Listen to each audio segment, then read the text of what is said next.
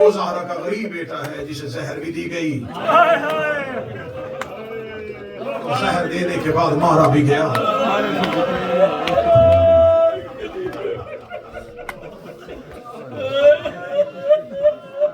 میں مصائب کے آغاز میں کہہ رہا ہوں، اس مولا کے مصائب بیان نہیں ہو سکتے۔ پڑھنے والے میں وہ طاقت اور جرت نہیں ہے۔ بس میں آپ سے خواہش کروں گا کہ آپ ایک دفعہ اس امام کی زیارت کو ضرور پڑھیے، اس میں اس امام کے بڑے مصائب۔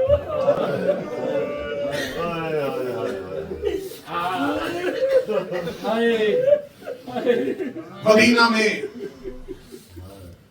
قبر رسول میں بیٹھے قرآن پڑھ رہے تھے، جب سپاہیوں نے آ کے گھیرے میں لیا۔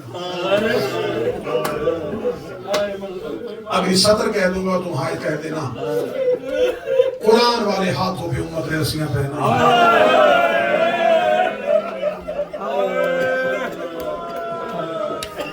امام کو قیدی بنایا گیا۔ امام نے آواز دے کے کہا مجھے پتا تھا تم نے مجھے گرفتار کرنا ہے، اس لیے میں آج صبح سے قبر رسول پہ تمہارا انتظار کر رہا تھا۔ ضروری نہیں ہوتا کہ لہجہ اونچا کیا جائے یا آواز میں دم دیا جائے، جملہ قدردان کے سامنے پڑھا جائے تو جس کے اندر صدر جگر میں جاتی ہے اس کی آنکھ سے آنسو ضرور نکلتا ہے۔ میں صدر کے لیے لہجے کا استعمال نہیں کروں گا، جتنا ہو سکے گا میں صدر چھپا کے پڑھوں گا۔ جہاں سادات تشریف فرمائے ہیں ان کی ہائے کی آواز بتا دے گی کہ وہاں سادات بیٹھے ہوئے ہیں۔ جب امام نے کہا مجھے خبر تھی کہ تم نے گرفتار کرنا، اس لیے میں قبر رسول پہ آ گیا تھا، سپاہی دے کے کہا ہر جگہ پہ علم امامت کے دعوے نہ کیا کرو، اگر تجھے پتا ہوتا تو گھر سے باہر نہ آتا، تو گھر سے باہر کیوں آیا؟ امام نظریں جھکا کے کہتے ہم سے روز روز گھر جلوائے نہیں جاتے۔ جس نے ہائے کہی ہے موسیٰ کاظم کی بیٹیاں تیری ہائے قبول کر، ہم سے روز روز گھر جلوائے نہیں جاتے، ہم سے روز روز دروازوں کو آگ نہیں لگوائی جاتی۔ میرے گھر میں کوئی ایک فاطمہ ہے۔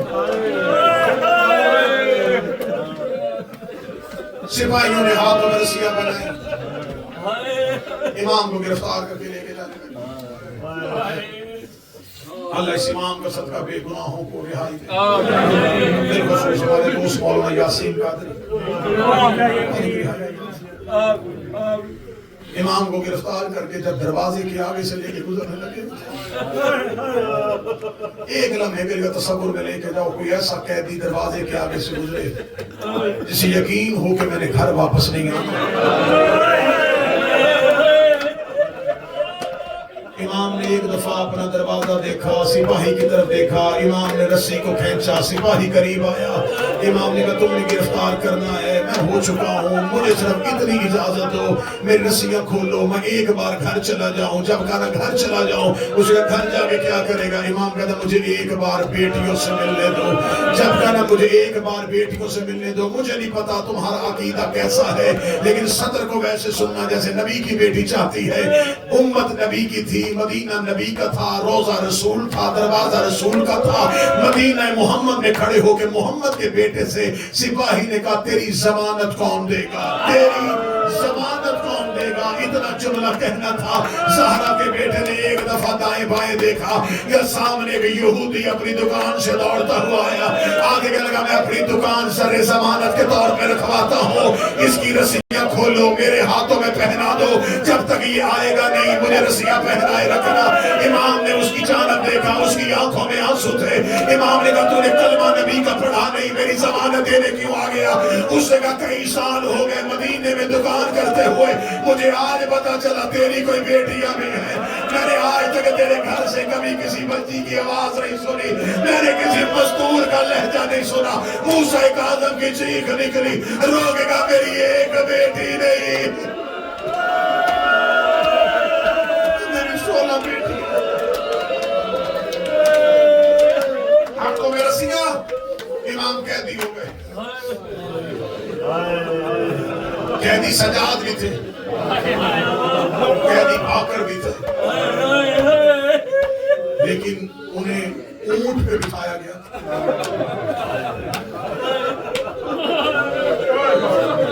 جہاں جہاں کوئی کاظمی سید بیٹھا ہے مجھے صدر معاف کر.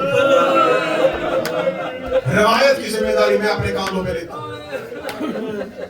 کاظمی، رضوی، جعفری، سادات مجھے جملہ معاف کیجئے گا. ان ملعونوں نے جب قافلہ لے کے نکلے انہوں نے قافلے کو 2 حصوں میں تقسیم کر دیا.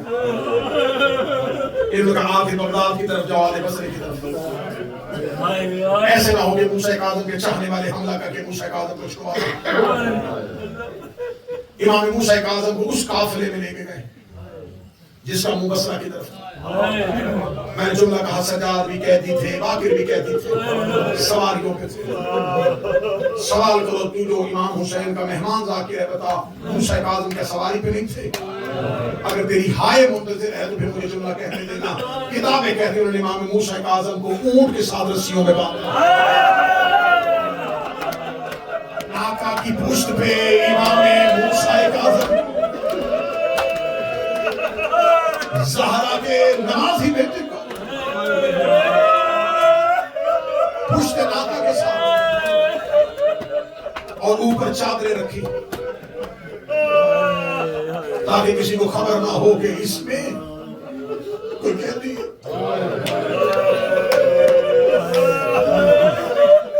مدینہ سے لے کے بصرہ تک تیرا امام پشت ناکا پہ رسیوں کے ساتھ. بغداد آدھا قافلہ بغداد آدھا بصرہ. پہلی قید امام کو بصرہ کی تھی.